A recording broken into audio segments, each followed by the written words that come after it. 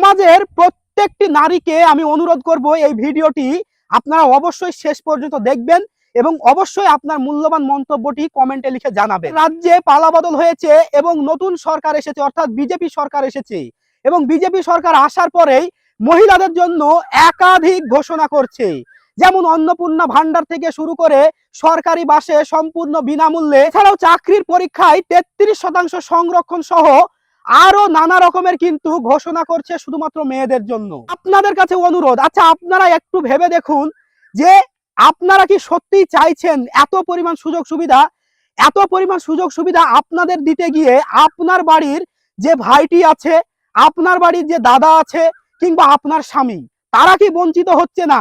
তাদের কি বঞ্চিত করা হচ্ছে না? তো আপনার কি মনে হয় যে মেয়েদেরকে সত্যি কি এত পরিমাণ সংরক্ষণ থেকে শুরু করে এত পরিমাণ সুযোগ সুবিধা দিলে সরকার যে প্রতিনিয়ত বলে কিংবা সবাই দাবি করে যে পুরুষ মহিলা প্রত্যেকেই সমান সমান, প্রত্যেকের সমান অধিকার, তাহলে কি সত্যি সমান অধিকার দেওয়া হচ্ছে নাকি নারীদেরকে আসলে সুযোগ সুবিধা দেওয়ার নাম করে তাদেরকে আরো কোণঠাসা করা হচ্ছে?